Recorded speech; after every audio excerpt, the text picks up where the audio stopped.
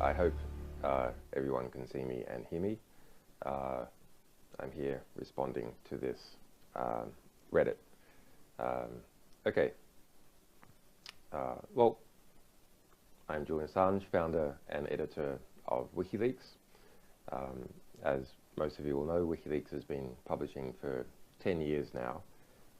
And during that time, we've had many battles.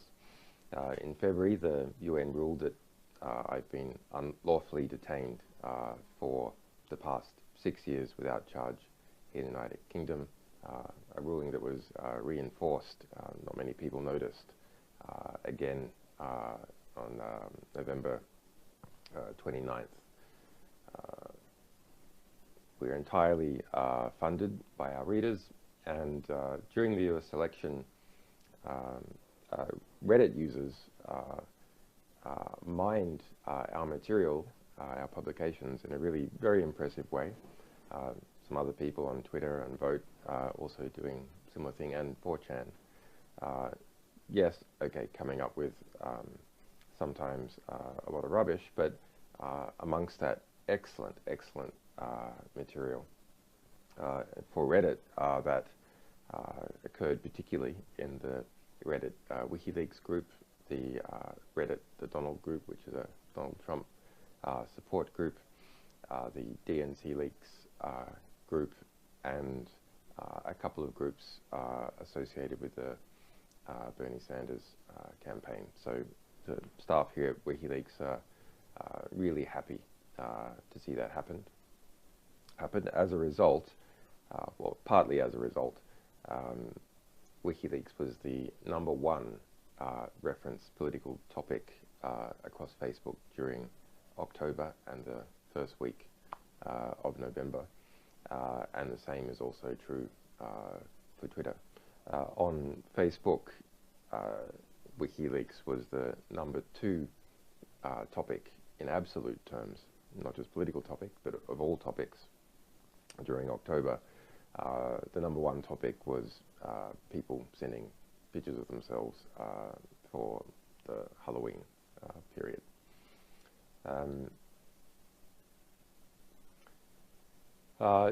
We have an enormous publishing year ahead, something really very important and special, and will be difficult for this organization. The difficulties have already started. We're used to difficulties. A lot of the staff quite like that feeling of challenge. The difficulties for me have been pretty much the same the last few years. That's tough, but having something grand to work on that is, really important intellectually and politically is a very pleasant distraction. So people, I'll go through the list of questions strictly in order of vote, provided there's no duplicates, and people can transcribe my answers, and we will cut and paste the best transcriptions into my comments posted on here, so there's a nice written record as well. And by best, I don't mean the transcriptions which have every R that I make, but rather the ones that are the easiest to read and the most faithful to the ideas being expressed. Okay, my name is Julian Assange. I'm the founder and editor of WikiLeaks. As many of you know, WikiLeaks has been in the news quite a lot this year. We've been going for 10 years. We're entirely funded by our readers and publication sales. We've had many battles. A lot of those are still ongoing. We have about a dozen court cases, us suing people, filing criminal charges against the US government, and the same thing happening back in the other direction. On February the 5th this year, the United Nations announced the result of 18 months of litigation by me against Sweden and the UK, and they lost, and the UN ruled that I am being illegally detained without charge, and I should be immediately released. That the UK tried to appeal, and it lost the appeal on November 29 this year. It wasn't widely reported because it came out on a Friday, but a major victory for us. So during the US election, many Reddit users produced scoop after scoop based on our material. So we published a lot of material, we did analysis and promotion ourselves, but to analyze about 50,000 documents during a few months is actually impossible for journalists, even if they were so motivated. There's just not enough of them.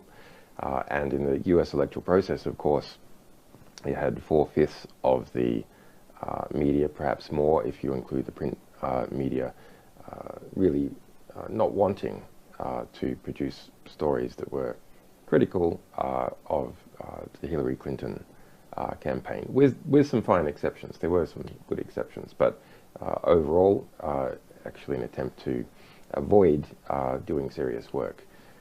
But the results of that mining on Reddit and a few other places, but principally Reddit, is that those discoveries were then picked up in social media and in the conventional press, and as a result, WikiLeaks during the last 5 weeks of the election was the #1 political topic on Facebook and the #1 political topic on Twitter, according to stats from those companies and independent research.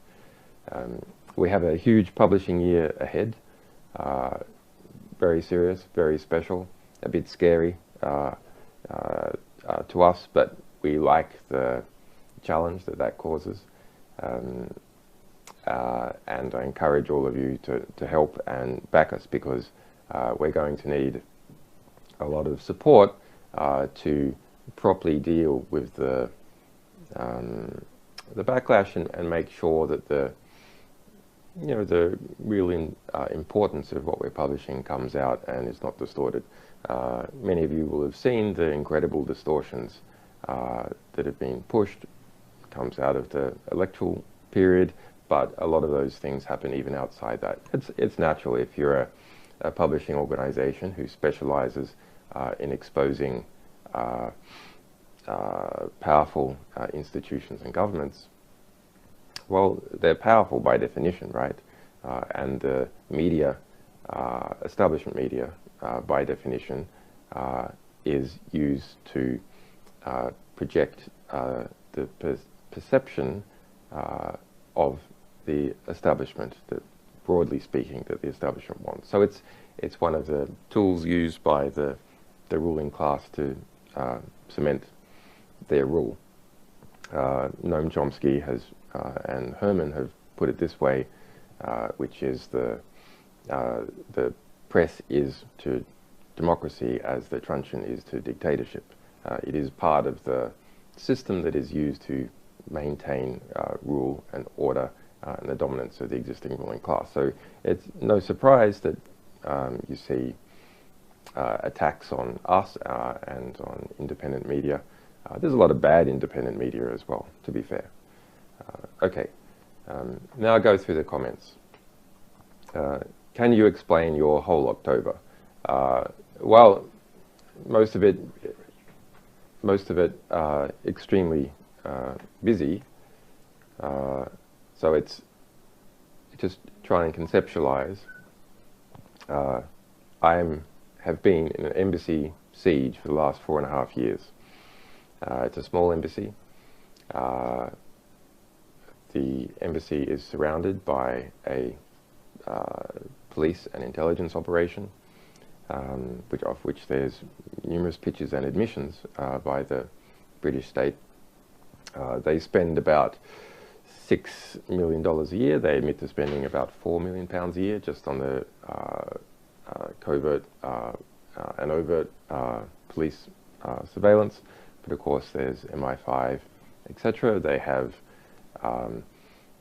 robot cameras quite sophisticated types that they've installed in different buildings, plainclothes police operating on the street, and they've done deals for which we have the paperwork with some of the opposing buildings, which are owned by Harrods, which is a big department store here, but Harrods itself is owned by the sovereign fund of Qatar.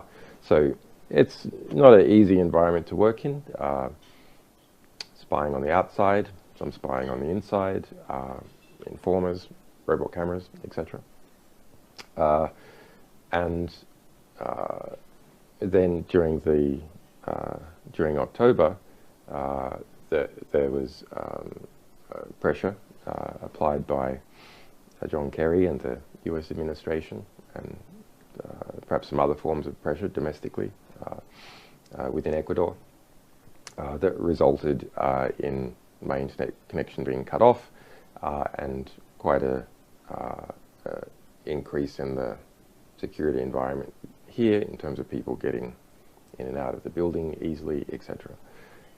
That's, I think, was a wrong thing to do for John Kerry to politicize the office of Secretary of State and try and use that to domestic political advantage by pressuring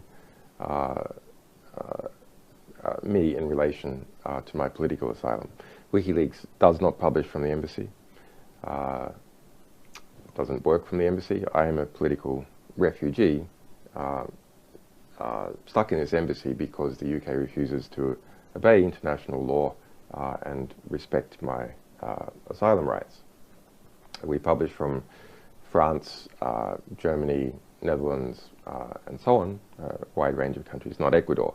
So Ecuador is purely pressured because they are responsible for my physical security as a political refugee, which is pretty disgraceful. To be fair to Ecuador, Ecuador has denied that they were pressured. That's not what our sources say. And it's a small country, 16 million people, quite innovative Latin American country, tough, standing up to the kind of pressure from the US and UK. But it has its own election, February 17, and you can see that it wouldn't want an allegation that it had interfered, which it hasn't, with a US election being used as an excuse by Hillary Clinton, who was the predicted president, to interfere in the election in Ecuador. So quite a tense security and diplomatic situation. In terms of the security situation, yes, there were conspicuously armed British police, which I took a photo of and which we published, parking their vans right next to the embassy, which they haven't done since back in 2012 when the first kind of standoff was in the embassy. So it's a kind of, show of force, presumably to make some kind of pressure for WikiLeaks to stop publishing. But we're set up to continue on regardless of what happens to me. No one person in WikiLeaks can become a single point of failure. Why? Well, because we don't want to fail, number one. Number two, because if that person is perceived to be a single point of failure, it's dangerous for that person.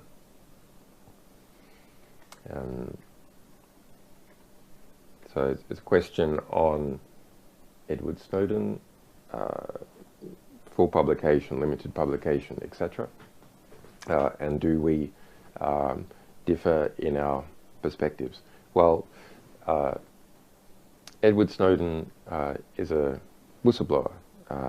He committed a very important and brave act, which we fully supported to the degree that I arranged with our legal team to get him out of Hong Kong and to a place of asylum.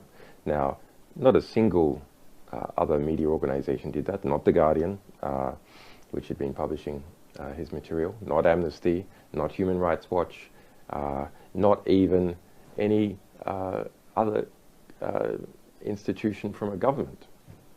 So WikiLeaks, as a small investigative publisher, which understands computer security, cryptography, the National Security Agency, which I've been publishing about for 10 years, sorry, more than 10 years, and asylum law because of my situation.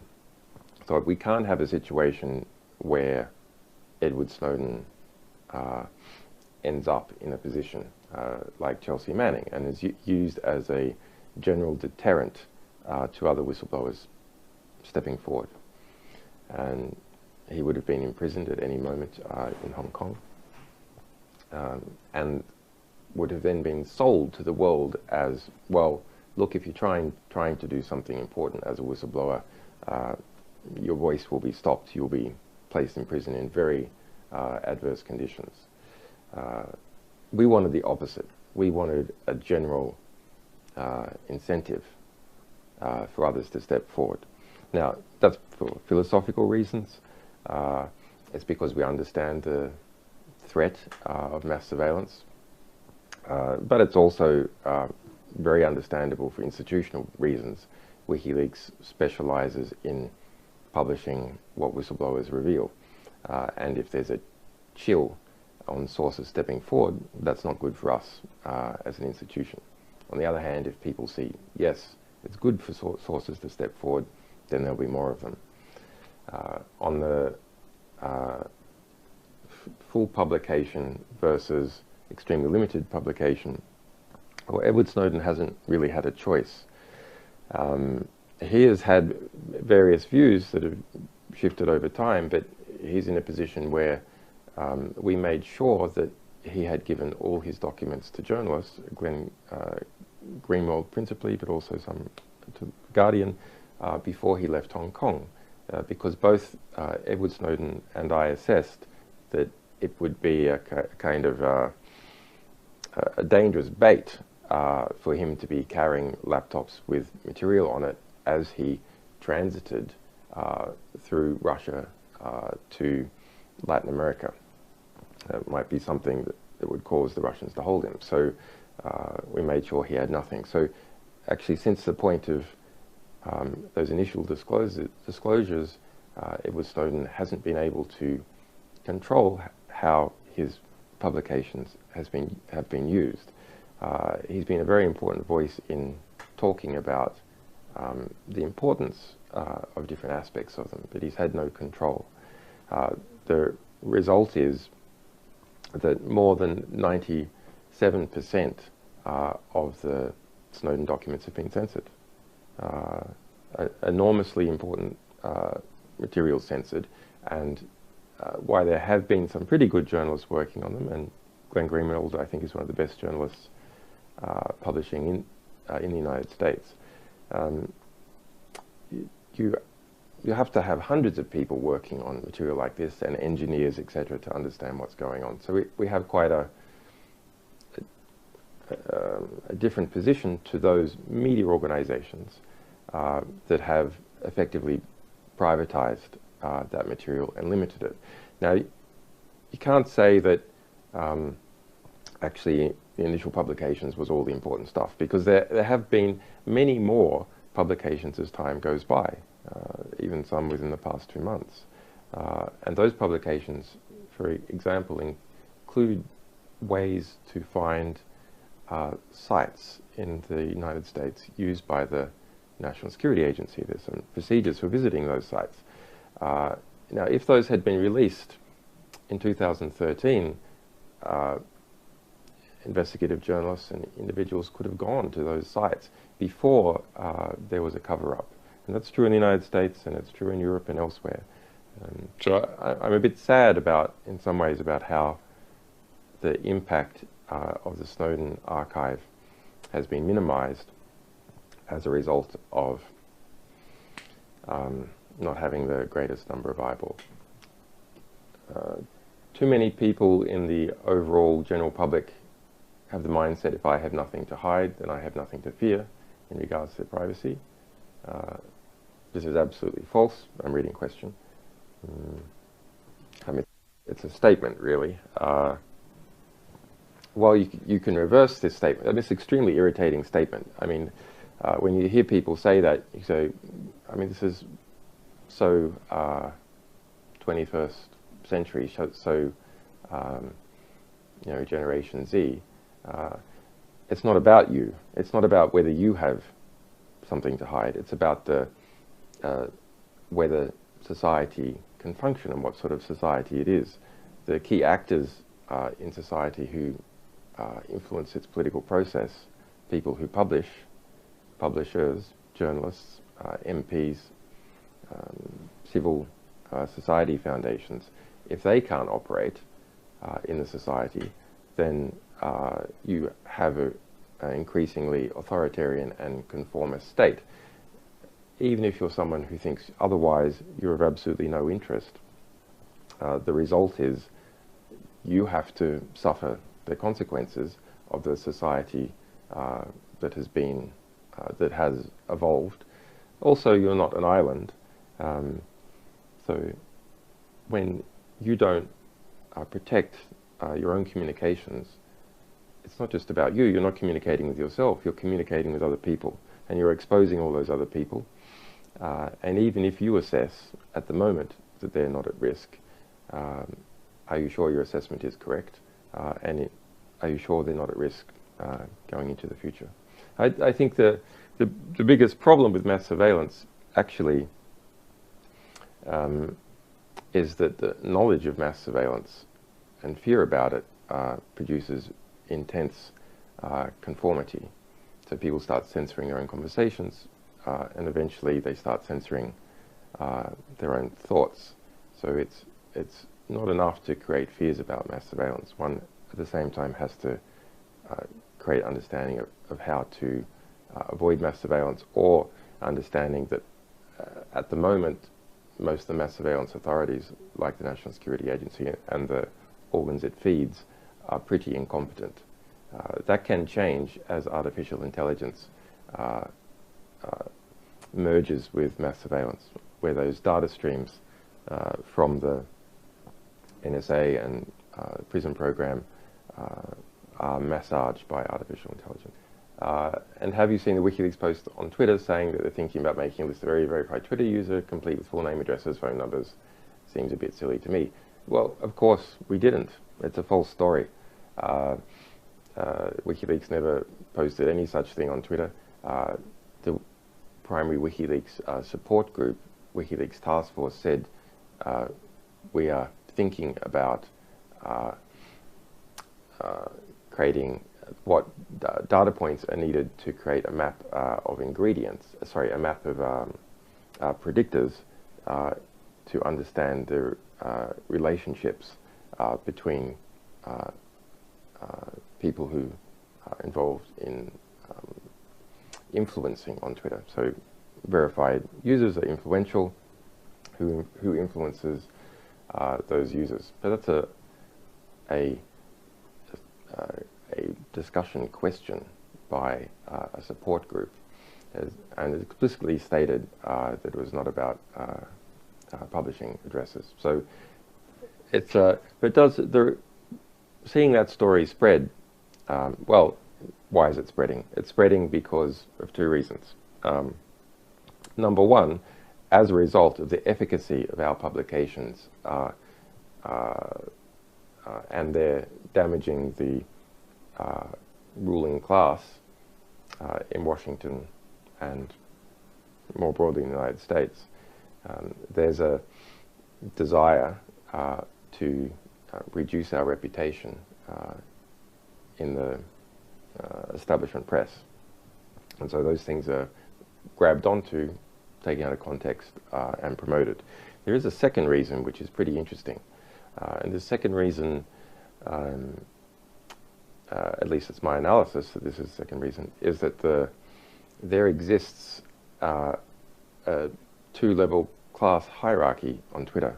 So people with blue ticks, people without blue ticks. There's about 230,000 with blue ticks, and they correspond to something like about 30%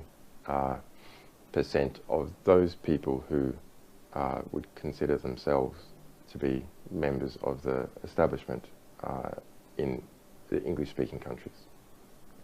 So those are MPs, journalists, CEOs, etc. People who are representative in some way and therefore have a need to interface with the public. So about a third of those types, in particular the younger and more upcoming ones, are on Twitter. And they have blue ticks. So you have here both an identity phenomenon,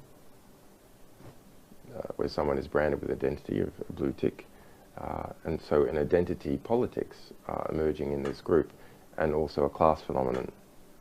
And so the recontextualization of the WikiLeaks task force discussion point into a threat against this identity group was then widely spread by that identity group and lined up fairly neatly with the politics of something like maybe 80% of that identity group. It's quite interesting. You think about this new emerging identity class.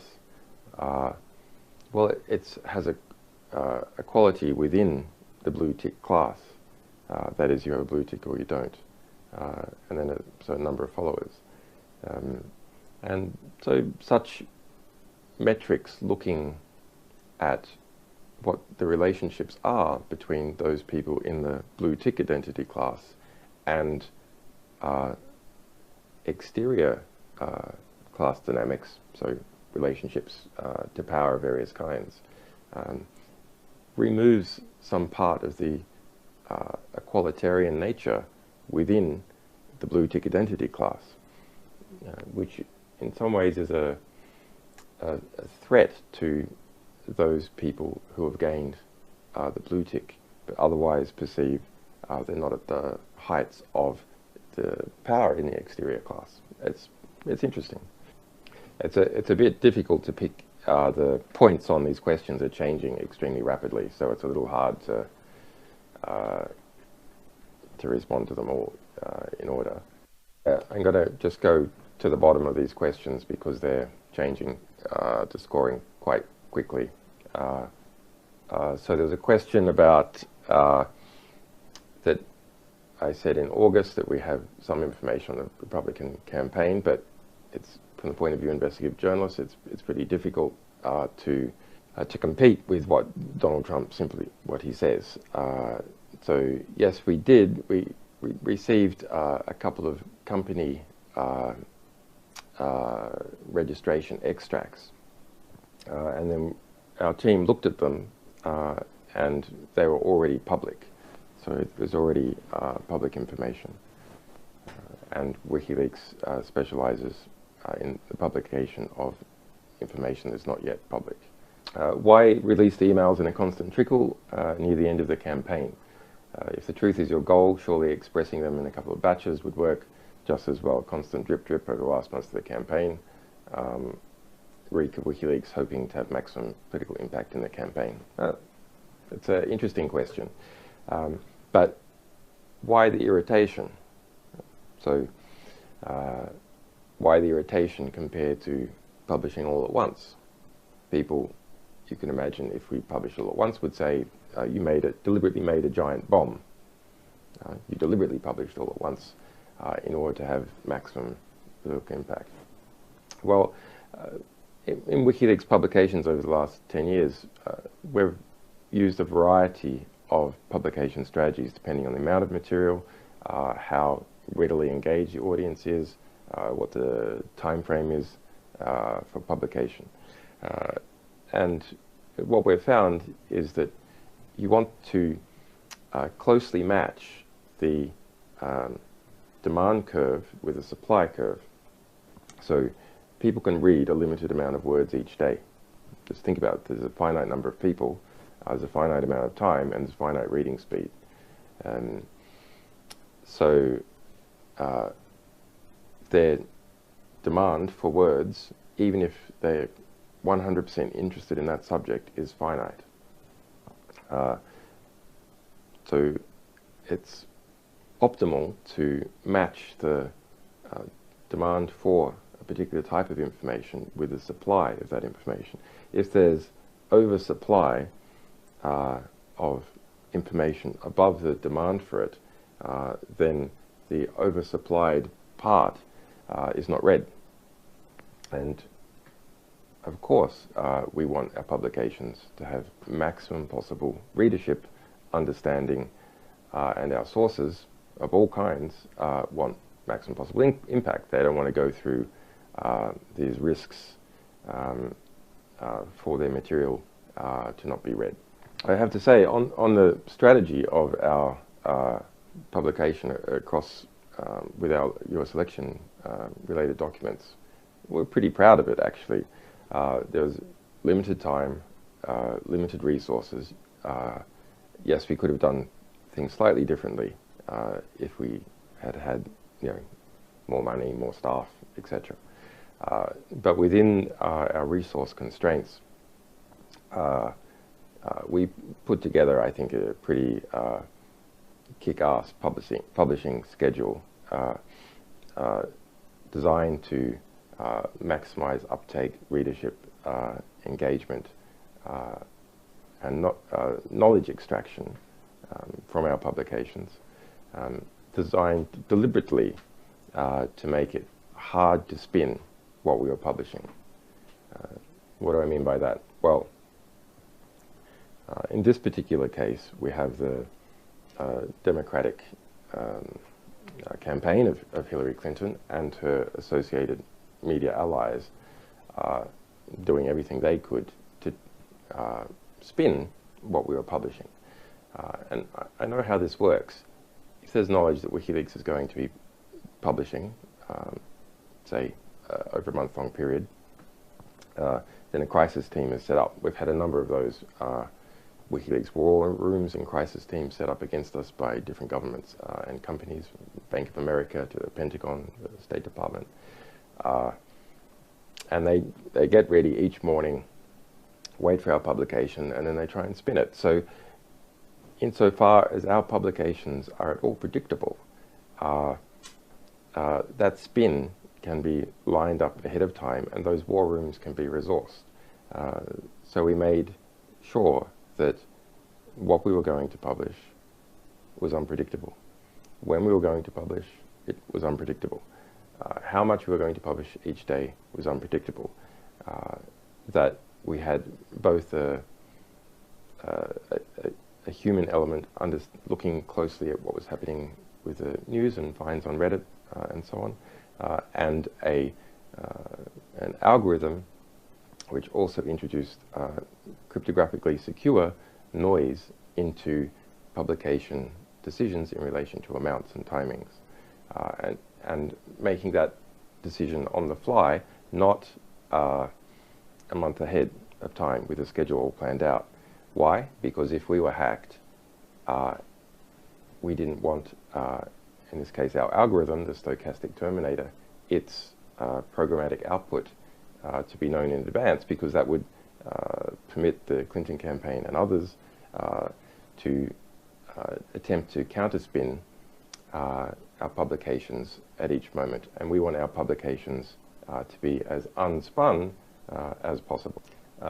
Okay, so there's a question. Please address the allegations that WikiLeaks has a friendly relationship with Russia. The timeline, blah blah blah. So I've seen this rubbish again and again and again. Let's pull back and understand what's going on. WikiLeaks has published more than 10 million documents over 10 years.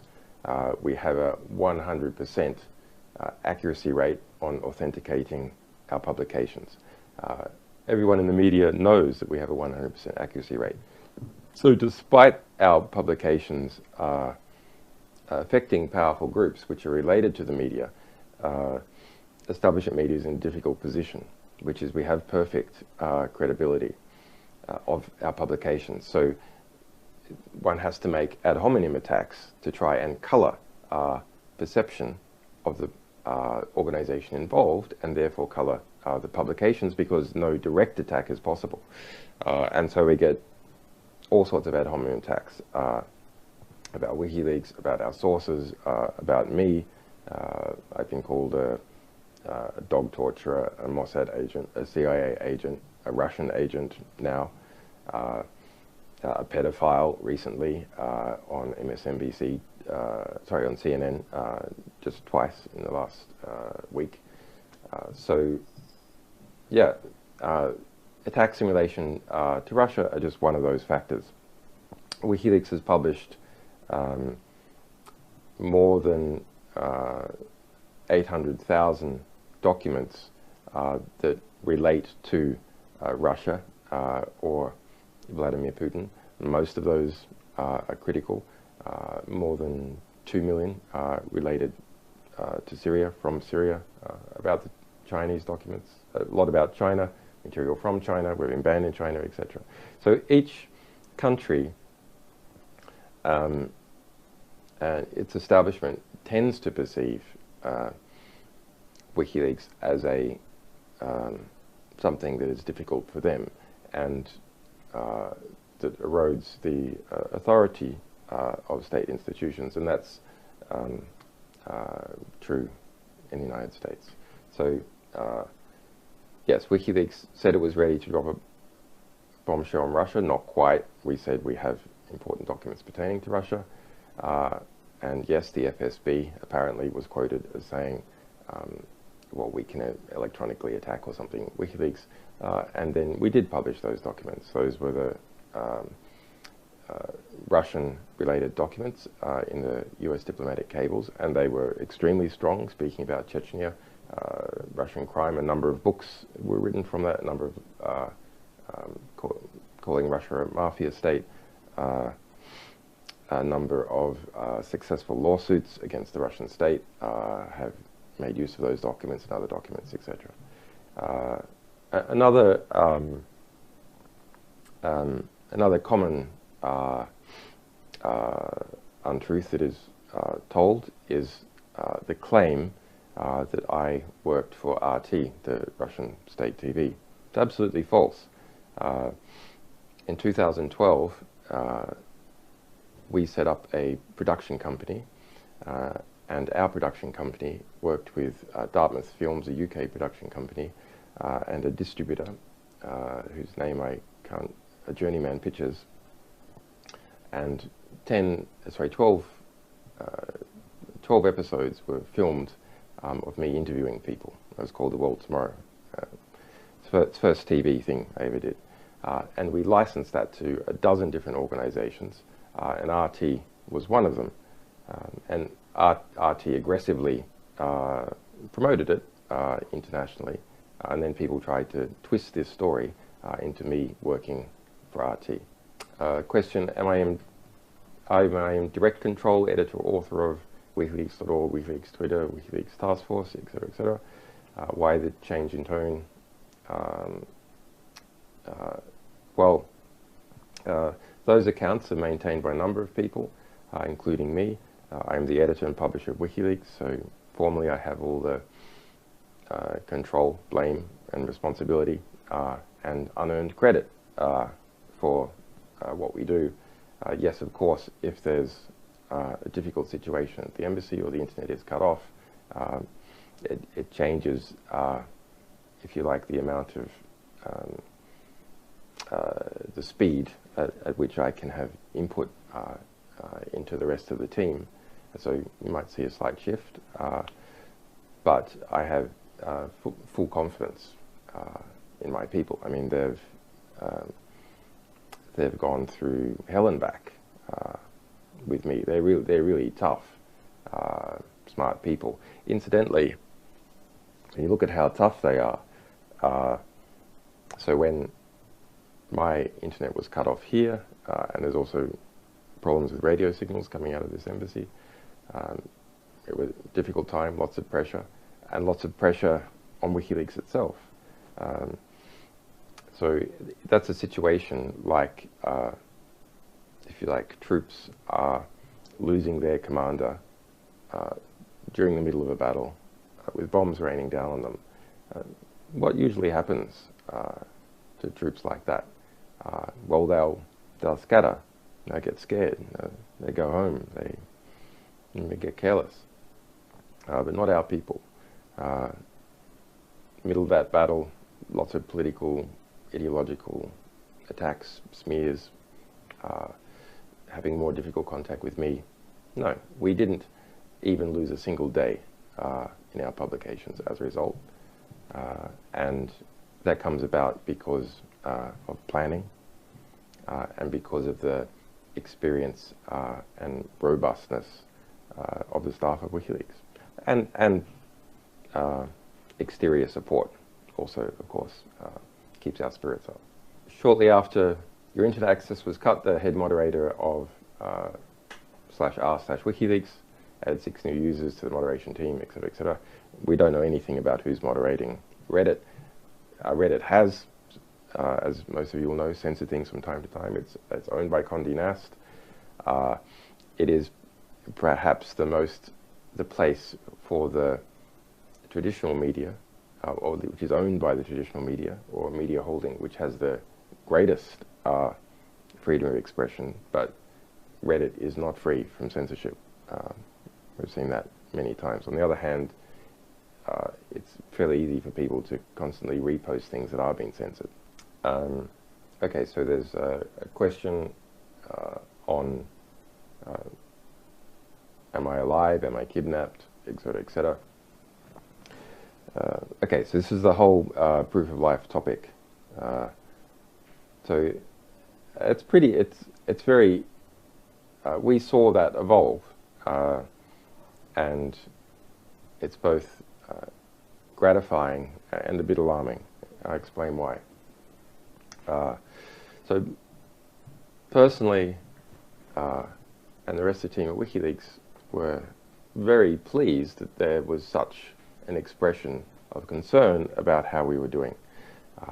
We expected all these attacks, and if you looked at my public statements and some of the statements tweeted by WikiLeaks in the lead up to my internet being cut off and to that difficult diplomatic situation, we were saying, you know, the attacks are going to come in, we're going to need people to defend us, we're going to basically need an army to get through this. And then the concern for how I was doing and why I wasn't being seen, etc., arose. So the answer to this proof of life question is that we're interested in something quite different. So anything that we did that claimed to be some kind of proof of life would be to set the precedent on what a reduction, what mechanism could be used to reduce concern. So the calls, for example, that I issue a PGP signed message. Okay, well, it's fine if you can understand that it's me who's issuing the PGP signed message, but a PGP signed message doesn't tell you who has issued it at all. It's just a claim message. So let's look at what kind of precedent we would be setting. We'd be setting the precedent that when there's a concern about whether one of our staff has been kidnapped, or me, that concern can be alleviated simply with the issuing of a message of text, which is coupled to a particular cryptographic key. Now, if WikiLeaks is under serious threat, then it's quite possible it might lose control over its keys. And the reality is it's quite hard to protect keys from that kind of interference. The way WikiLeaks manages its keys is to its submission keys, for example, they are not used to sign messages. But even if they did sign a message in this case, what would it be saying. It'd be setting a precedent that could be very dangerous in the future. You don't have to, if you like, produce the person and show that they're not under duress. You can either hack a WikiLeaks key or take control of infrastructure or take control of a person and then have them, or rather claim that they had produced some signed message. So we're much more interested in creating a precedent for proof of life, creating a precedent for proof of freedom from duress, or making it hard for our people to be under duress. And the best way to do that is live video.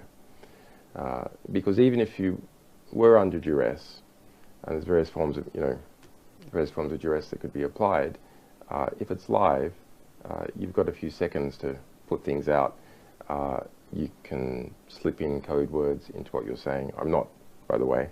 I'm not, but you could slip in code words into what you're saying that people, your people, could then see. Yes, I'm alive and free from duress, but I am in a very difficult situation. I have been for 6 years. Let's not think that I'm not in a difficult situation. As I explained, this embassy is surrounded by a high-tech police operation, intelligence operation. It's a really difficult situation. I haven't seen the sunlight in 4.5 years. It's a tough situation. I'm tough, but you know, you should be concerned about the situation. And what we had hoped is that those people concerned with my safety would direct their attention to those people who are responsible for the situation. That's the UK government, the US government, and the Ecuadorian government.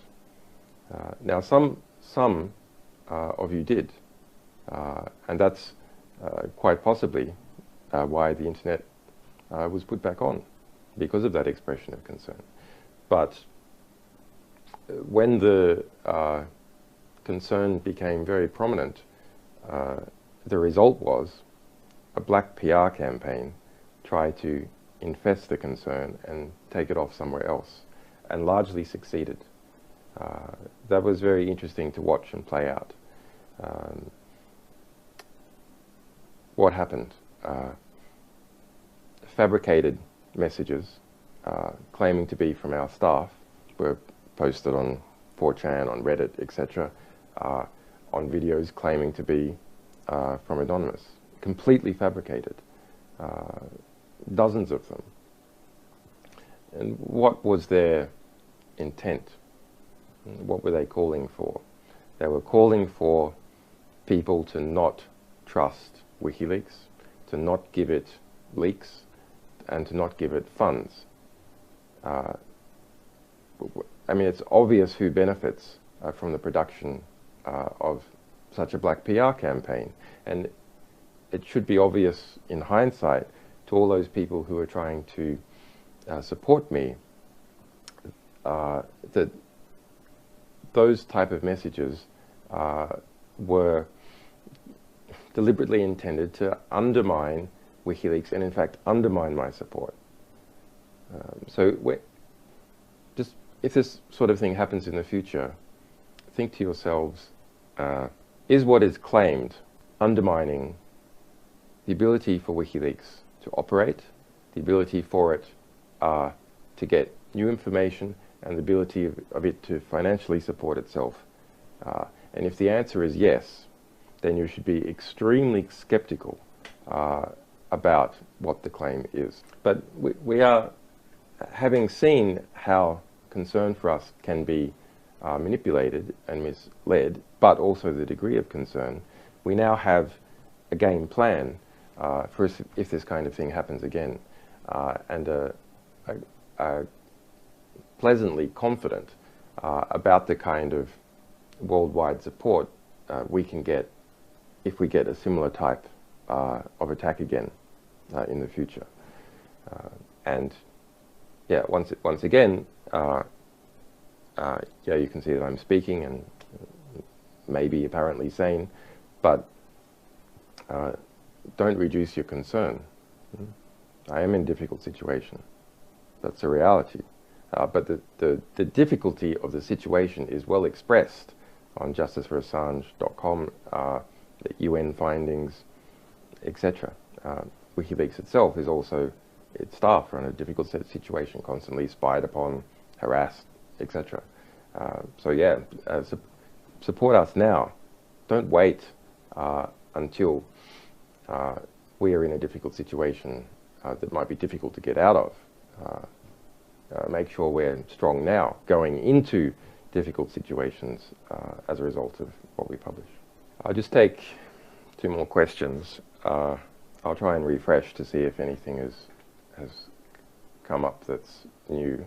There's a question at the top about collateral murder and supercomputer time. I can't confirm or deny anything relating to our sources there. However, yes, there is a disappeared video, and that video is on the Guarani massacre. Over 80 children killed in a US airstrike in Afghanistan, and more than 100 people. Quite a serious video, and you can, if you search for Assange affidavit, you read an affidavit about how Sweden conducted an intelligence operation on September 27th, 2010 to seize 3 laptops, not the highest security laptops, backup laptops that were encrypted, but which ended up being the only copy that we had of that video. We had other copies, and they were also attacked. So it's a great, a great sadness from us that this terrible proof of a war crime has been possibly lost to history as a result of very difficult attacks on us. It's something that we're a lot less susceptible to now because we have a bigger infrastructure. Okay, I think, okay, there's a question on the Panama Papers. So there's a claim repeated in, you know, the usual idiots in the ruling class press that WikiLeaks said the Panama Papers had been produced by CIA, US intelligence to attack Vladimir Putin. Absolutely not. In fact, we explicitly stated that we did not believe that was so. The key journalists and newspapers who collected the Panama Papers in Germany are our publishing partners. So we knew about the story, we aggressively promoted it. However, the particular story that came out on Vladimir Putin, and which was pushed as the leading story in the Western press, rather than issues related to, say, David Cameron or Western figures coming out of the Panama Papers, was funded and produced, was funded by USAID and Soros Foundation.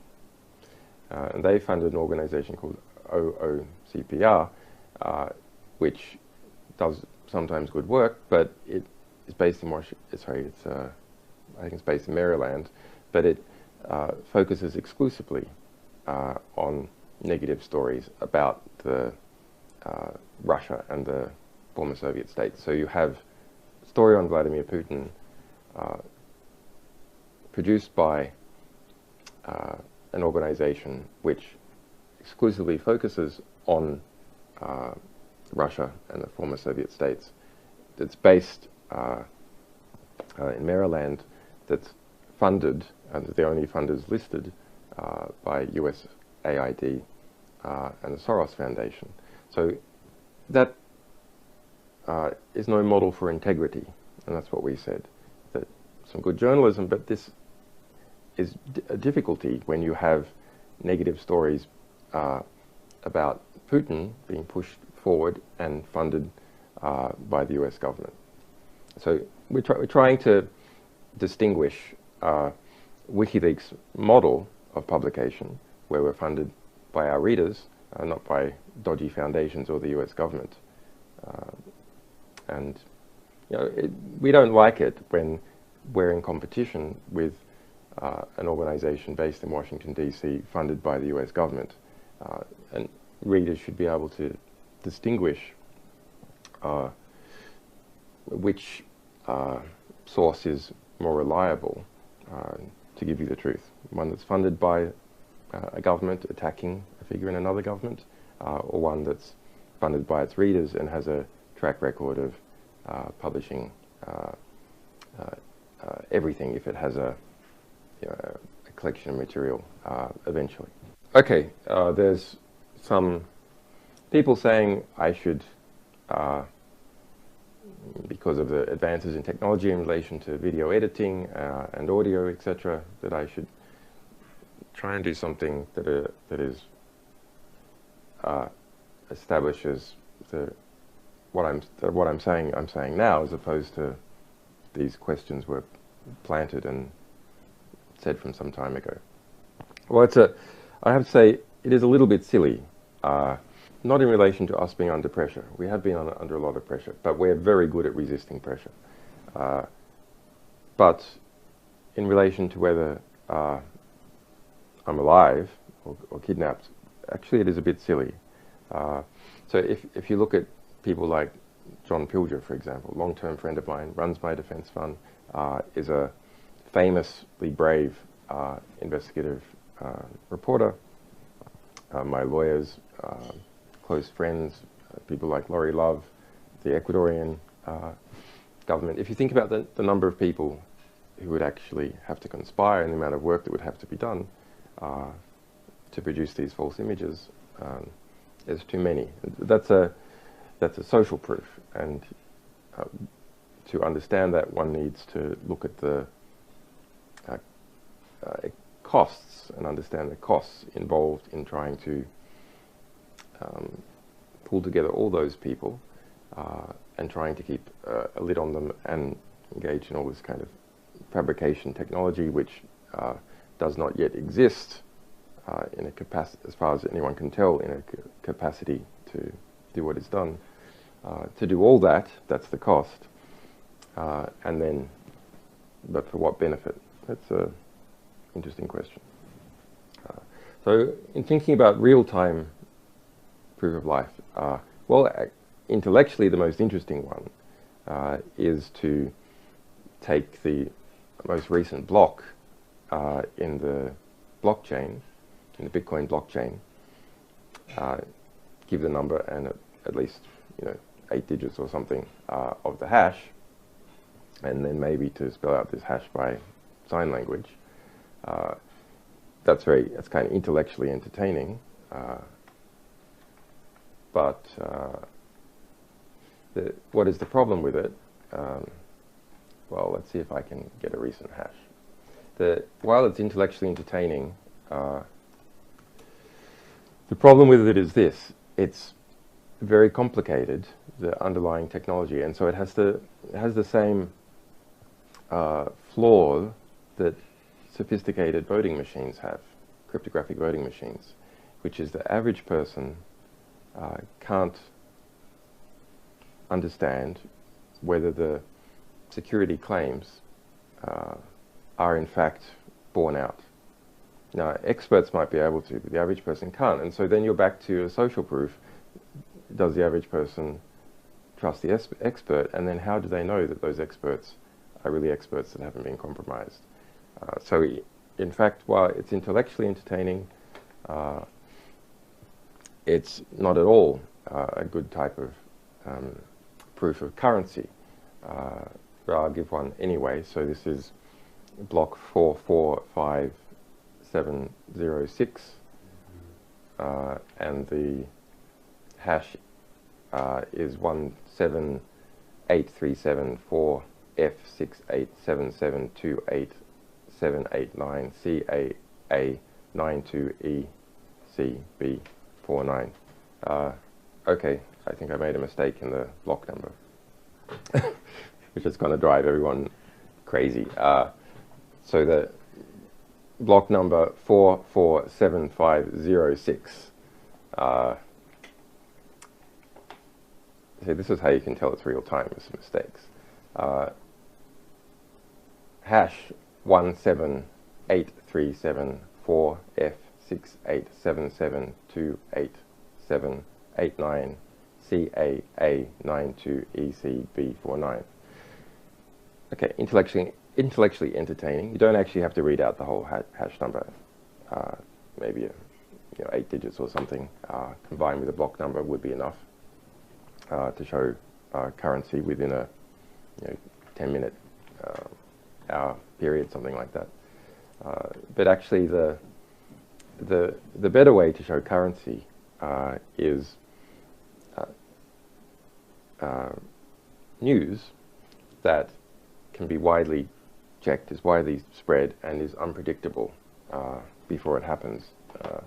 The best would be, a few different natural disasters, maybe a lot of weather measurements. Otherwise you need something that's not easily predicted and which can be widely checked or was widely seen at the time. And a good example of that is sports scores. So for example, the New Orleans Pelicans versus the NY Knicks, 110-96. Oklahoma 109 versus 94 Chicago. Dallas 92 versus 101 for Minnesota. Okay, so that can give you currency.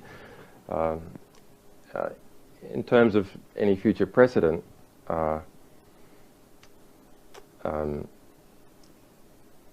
if I disappear or someone else disappears, the answer to whether we're okay and under duress is given by two things, or should be given by two things in future.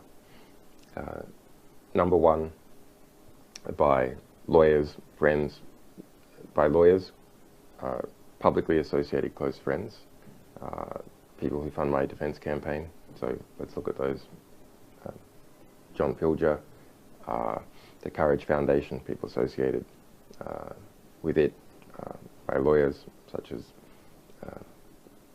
Jennifer Robinson, Margaret Ratner in the United States, Melinda Taylor, and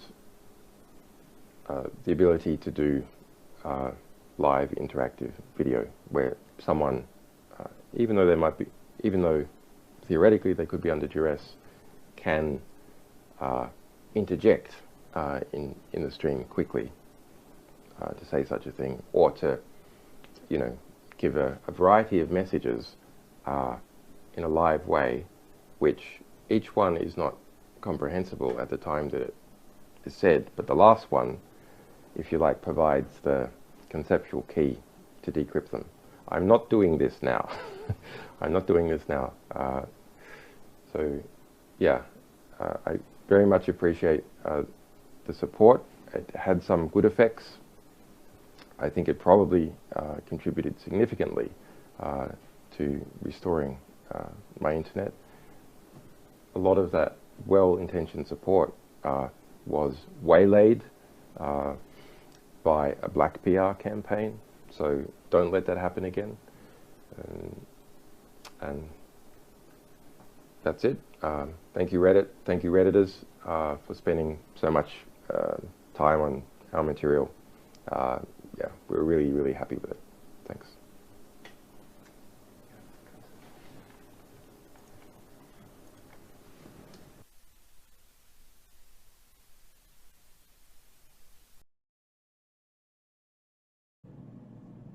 My name is H.A. Goodman. I'm an author, columnist, and journalist. And to read all my writing, go to counterpropa.com. Support the site through the Counterpropa, through the Amazon links and the donate button. Share the petition below to get the DNC to give its computer servers to the FBI. Imagine if Trump found a third-party tech firm that had no connection to the U.S. government and said, this is an amazing tech firm. It's the best tech firm. I trust all its findings. Let's base U.S. foreign policy and domestic policy upon the findings of this tech firm.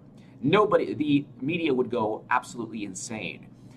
Instead, right now we have the same thing but reversed. The DNC chose CrowdStrike, a third-party tech firm that has nothing to do with the U.S. government. CrowdStrike, from the antiwar.com article below, is not even certain about its initial Russian hacking narrative. Nobody knows if Russia hacked the DNC. Nobody knows because nobody, aside from CrowdStrike, has seen those servers. The FBI requested the servers several times. The DNC denied the request. Why is that? Why would the DNC trust a tech firm that has nothing to do with the U.S. government? Why wouldn't the DNC give its computer servers to the FBI? I spend a lot of time on this. It's important. Share that petition. It's over 5,000 signatures. WikiLeaks breaking news. Britain will not push Ecuador to evict Julian Assange. WikiLeaks just retweeted this several hours back. The British government will not use the election result in Ecuador to renew efforts to evict Julian Assange. Instead, it's relying on Sweden and Ecuador. The United Nations stated categorically, number one, Julian Assange is being unlawfully detained. He has never been charged with a crime. You've heard that fake news narrative from journalists throughout the United States saying that Julian Assange is charged with a crime. He has never, since facts matter and truth matters according to Time magazine, the truth and the facts are that Julian Assange has never been charged with a crime. The truth and the facts are that the United Nations states categorically, not only is he being unlawfully detained, he's owed compensation. The US, UK, and Sweden owe him money. You haven't heard that much. You haven't heard a lot about that from the fake news stories in the Washington Post and elsewhere. He is actually owed compensation for everything he's going through. WikiLeaks is a publisher. He's protected as a publisher. He's a publisher. And he's not a hacker. WikiLeaks doesn't hack. Okay. Marino. In a pre-election interview, candidate Guillermo Lasso said he would cordially ask Senor Assange to leave within 30 days. Assange then tweeted, "I cordially invite Lasso to leave Ecuador within 30 days." He later clarified it was a joke, referring to allegations of attack, saying he wished Lasso the best. Okay. Assange's legal team has objected strongly to the politicization of their clients' ongoing need for refuge. They reportedly had a contingency plan. Okay. This is an issue for Sweden and Ecuador. We encourage both countries to find a resolution. Assange is being unlawfully detained. Imagine if your life, the news that you learned, revolved around the Washington Post. You would then have Hillary Clinton being the most qualified candidate who might actually win North Carolina and who might win Texas. This is all in the Washington Post. You'd have the New York Times, Nate Cohn, talking about how the electoral map, 3 days before the election, Hillary Clinton has a solid lead in the electoral map, a solid electoral college lead. That's almost verbatim from the article. And then you would never have known that Bernie Sanders was cheated. Donna Brazile would still be at CNN. Debbie Wasserman Schultz would still be DNC chair. Imagine life without WikiLeaks. We wouldn't have known about the truth about the Iraq War, about domestic spying with Edward Snowden, Chelsea Manning, everything. We wouldn't have known all these things. People in power don't want their own words used against them. That's why we need WikiLeaks. Give me your thoughts below. Thank you so much for listening. Breaking. WikiLeaks: Julian Assange stole Hillary's laptop with all her emails. Laptop with Hillary email archives goes missing. Look who had it last. a personal laptop computer being used to archive Democrat presidential nominee Hillary Clinton's emails during the time she was Secretary of State, reportedly went missing shortly after having been put in the mail. Some are saying on the deep dark web that Julian Assange's legions of followers stole the laptop and they are cracking it open as we speak and reassembling the erased data and getting the data ready for release on Monday, November 7th, the day before the election. According to FBI officials, emails that Clinton sent and received through her private server during her tenure were archived on the laptop back in 2013. The person in charge of that archival process was an unnamed assistant to Clinton's husband, former President Bill Clinton. Details about the missing laptop became available when the FBI released notes and a summary of its investigation in Clinton's use of a private email server. While the reports from the investigation were heavily redacted, no doubt by Clinton moles, the information that was released showed that an unnamed person reportedly told the agency that he had deleted the emails from the laptop but didn't wipe its hard drive. Normally a computer technician would be called in to recover emails that have been deleted but not permanently erased, but you obviously need the laptop in your possession to perform such a recovery. The FBI reported that it had sought the missing laptop during the investigation, but its whereabouts remained unknown. The last time anyone saw the laptop was when it was placed in the mail. Who would do that? Why would the FBI allow anyone to just mail an important item of evidence and such significance? Something is not right here. This is criminal mishandling of evidence. Something smells fishy, as so many things related to Hillary Clinton, like her handling of classified information and personal email, missing Vince Foster documents and evidence, and of course, the now famous list of mysterious deaths, accidents and suicides that surround the Clintons like the Black Plague. This is just more evidence that the former Secretary of State had a lot to hide and will do whatever it takes to make sure that her secrets stay hidden from the American people, especially between now and November. Let us hope WikiLeaks retrieves this data in time for the day before the election. One of my previous videos told you about all of Vince Foster's murder investigation documents and evidence being stolen from the National Archives. Now, this laptop has been stolen as well. Here are some public comments made on this story. Seth Callahan, Oak Park, Illinois. Obstruction of justice means nothing to the Clintons. Anyone else would be rotting in jail, but they continue to amaze. Our Justice Department is a disgrace. Delane Murray, works at retired. They really should be called the UN Justice Department. Like reply 10 September 3, 2016 9:45 p.m. Anias J.R. Moses Old Gulfport High School. Delane Murray, more like the Justice Department. Dominic Varanzai the Gilbert School. LOL, either the Russians got it, or her radical aide Huma Abedin sent it to ISIS so they would know where and when the drone strikes were to take place. Joyce Martin. It isn't lost.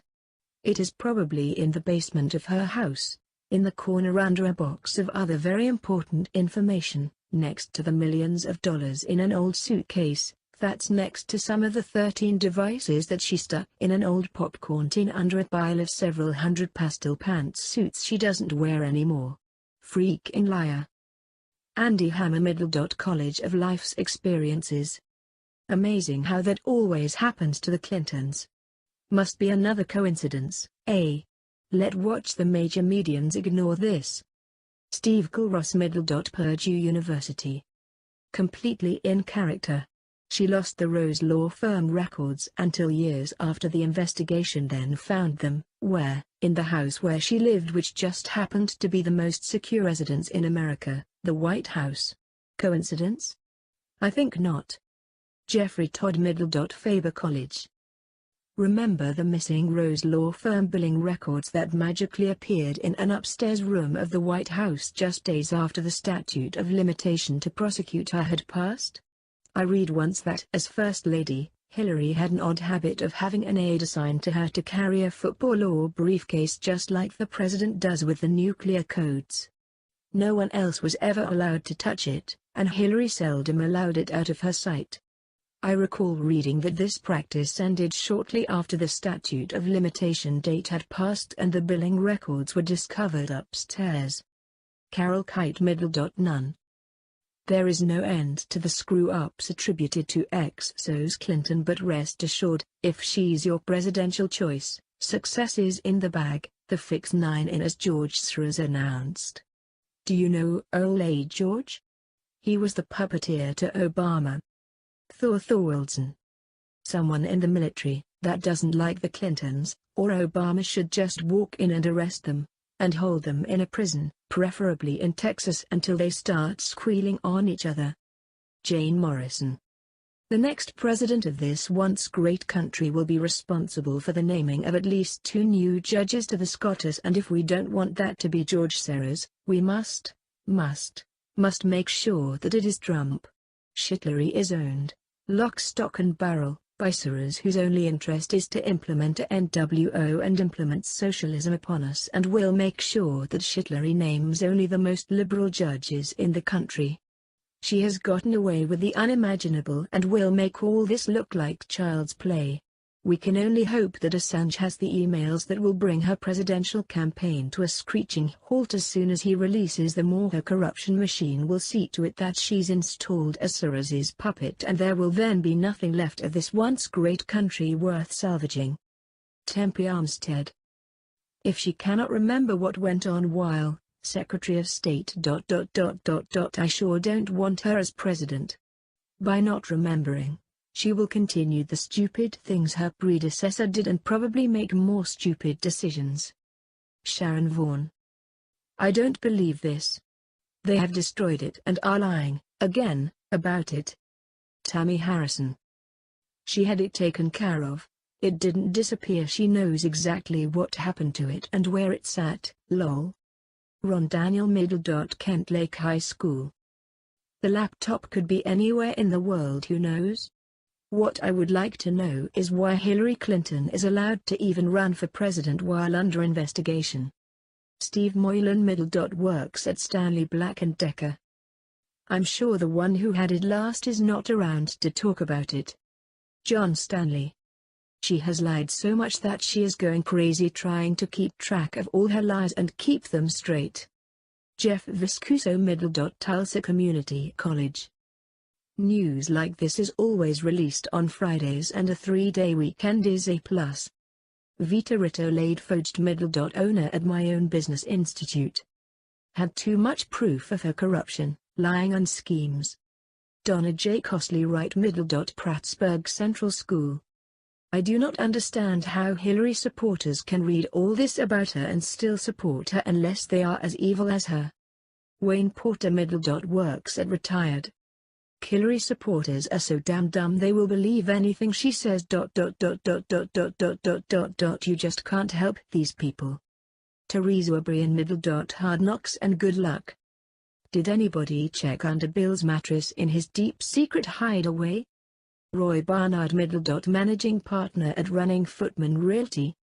Who posts a laptop, to whom, to where probably appear on a table in the White House like the Whitewater Papers. After the election, of course. Ronald A. Thomason Middle. Mineral Virginia. It will show up outside the FBI director's door, after the election, of course. Junior Dritzes Middle. Norfolk, Virginia. Yet was mailed all right. Let's blame the mailman now. Pass the blame. Susie Bittiker Middle.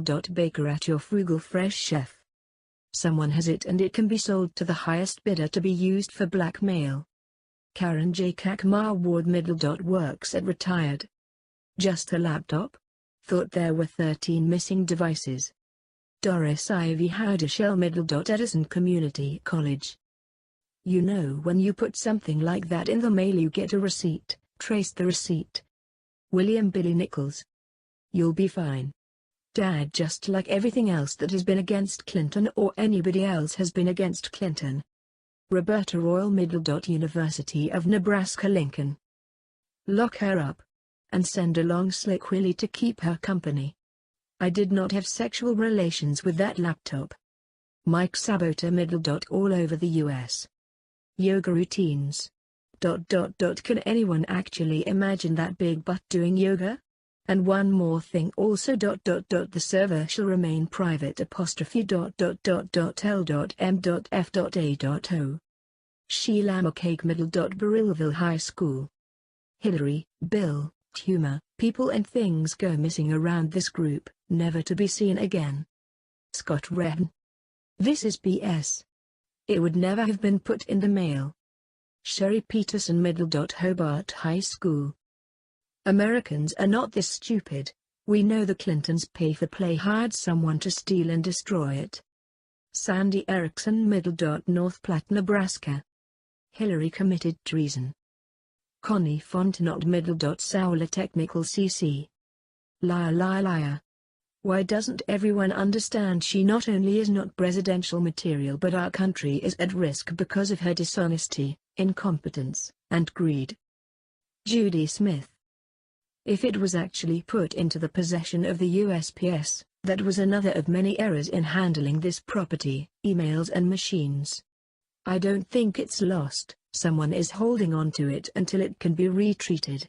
ETA didn't have intent to demean the USPS in any way. This machine should have been handled by a courier and hand-delivered. Betty W., why are we not hearing anything to speak of about her second email account on her private server? What's up with these sleazebags? Charles Woodhead Middle. University of Maine at Presqu'Isle.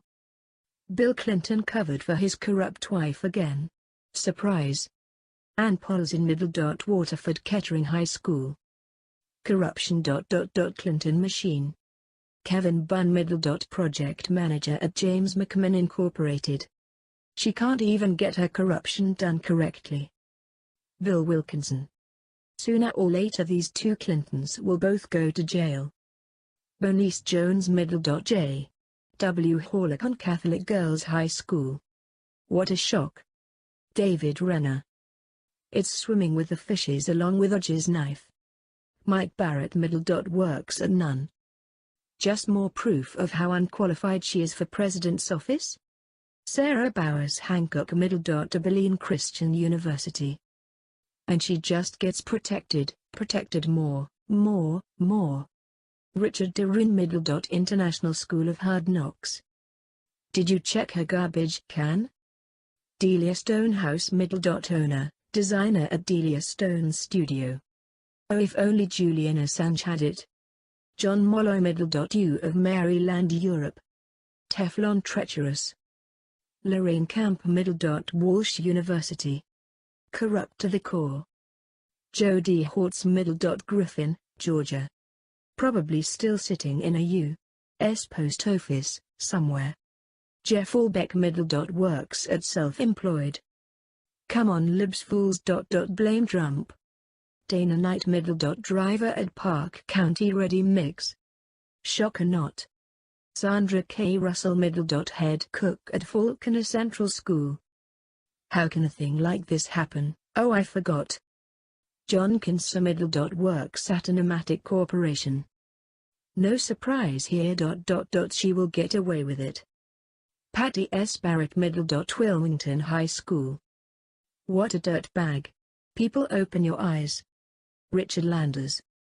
Just like the missing records from the Rose Law Firm regarding Whitewater. Bruce Anderson. It's the FBI's Clinton investigate.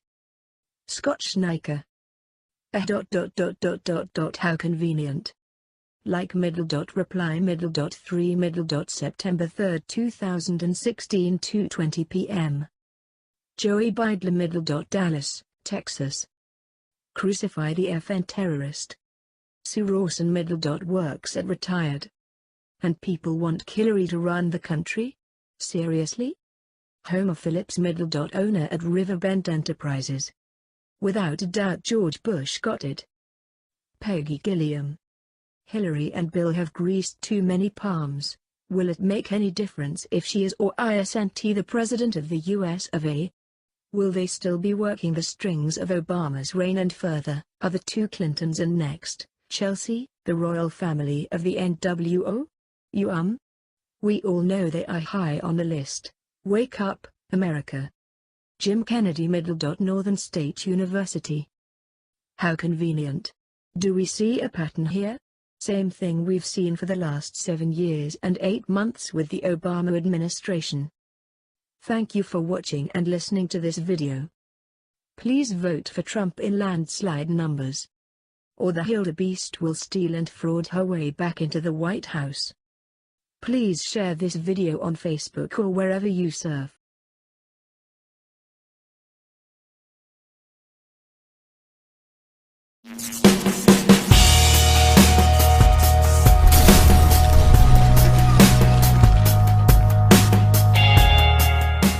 Hi everyone, Lisa Haven here, and I wanted to do a report on Julian Assange. I know in my YouTube videos I shared a ton of his information, and I personally believe Assange is the true patriot, leaking information about corruption that is going on in our government, where you and I can access those emails and look through them using keywords or code words to find out what's really going on with the government, with the Clintons, and so much stuff has just been exposed via those emails. So we cannot let Julian Assange slip under the radar. We must get a heads up and make sure he's alive and well. Well, let's delve into some of that. I want to take you through a few websites, take you through WikiLeaks, and give you an update on Julian Assange, because I know there's many rumors out there. Is he dead? Is he alive? Is he missing? Has it been taken over by the CIA? We're going to answer that, or I'm going to answer that in this report. So let's take a look. All right, so I want to start here with Infowars.com. Back on November 26th, they issued an emergency transition asking, where is Julian Assange? Just simply addressing information. And when they inquired to WikiLeaks on the 24th here, they said, please stop asking us for proof of life. And these are supposed to be friends, which I obviously would concern people. We don't control his physical environment or his internet connection. We want proof of life simply because Julian Assange has done a lot for America, and that's why. There's also the hashtag here, where's Julian, where people can leave information on his whereabouts, what's going on, speculation. So I found that interesting. I know there's a timeline of events out that kind of stop on November 14th. Moving on a little bit further here to Renegade.com. Now, I like this one. It was put out on the 23rd of November, but it gives you a good timeline of events. Julian Assange, unseen and unheard from, his timeline of events. Why he has not been seen via the Ecuador embassy window where he resides, or made verifiable live public appearance since October 3rd. People want to see his face to know that he is alive, and rightly so. But the most newest update comes just yesterday. Today is November 29th, Tuesday, but it comes yesterday. Julian Assange gave a live phone call interview to FCM16 Beirut on November 26th. So that was just about 3 days ago, in which he references the death of Fidel Castro, meaning it was not old interview, but a fresh one. Now, where can that be found? That is right here on scloud.com, where he is being interviewed by this woman, which I'm going to get into a moment, Yohuna Nafol. And I'll get into that in a moment. But let me just play a clip of his audio so you can hear his voice and kind of, make a determination. But here you go. Over 2 weeks and a half. Bill cut, 1, and 2. Yes, Ecuador cuts the state connection here unilaterally and without telling me what was going on. Now there have been reports in NBC, which is the American TV outlet of pressure on Ecuador from the United States. Ecuador denies there is pressure. We also have reports of pressure on Ecuador, but perhaps it's ultimately a messy issue. I'm not sure. All right. So there you kind of got to hear a little piece of his voice. To me, it absolutely sounds like Julian Assange, and a bit muffled, but a bit muffled because of the audio recording. Look, none of their recordings have really been up to par, so it makes sense as far as I'm concerned. But 3 days ago, this was put out, the interview in its full. You can listen to the whole thing, and yes, they do actually reference Fidel Castro in that, and as he said, in what you just heard, the Ecuadorian embassy did cut off his internet connection, which would explain why it is audio. But there you have it. There's that. Moving on here to the interviewee, the interviewer who interviewed him in Beirut. There, she's kind of got a page here, and people are asking her on a page, look, we want video of Julian Assange. Why aren't you providing the video like you said you would try to? And obviously that hasn't surfaced. As far as I know, I haven't seen the video of it. They only have the audio. But she says, full audio of my interview with WikiLeaks founder and editor-chief Julian Assange, tweeted by WikiLeaks. More importantly, Assange states clearly 50 minutes into the interview. So if you scroll to the 50-minute marker, his team remains in control of WikiLeaks, explicitly telling moderator, that's her, that the CIA taking over WikiLeaks is not true. And that you can also hear in the interview at the 50-minute marker if you want to scroll into that. I'm going to leave all these links below.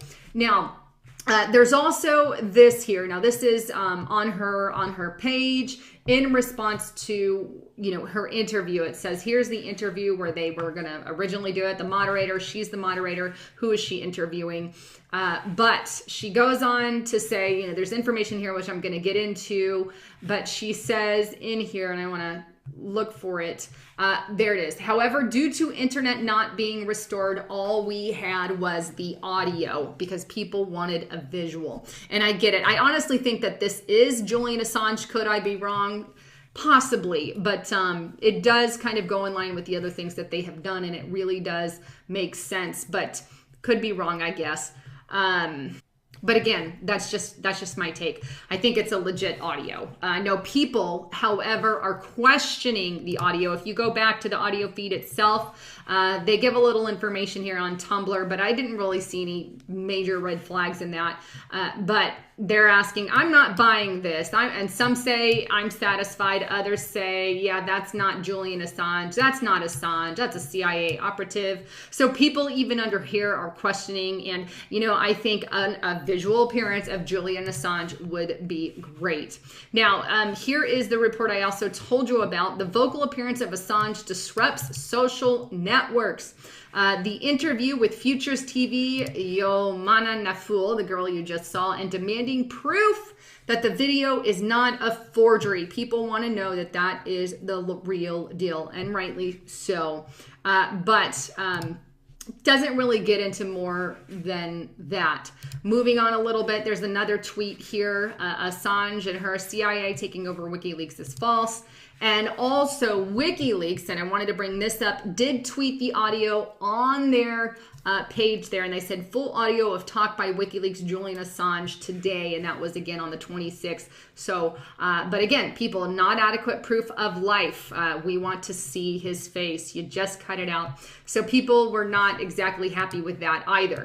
But their response was, thousands keep demanding Assange proof of life, not unreasonable. He's in a tough spot and is WikiLeaks' best known validator preference. Video, hello, video, we want video. But nonetheless, there you have it. All right, so there you have it. I just wanted to bring you the latest on Julian Assange there, and just leave it to you to decide, but just so you have all the information.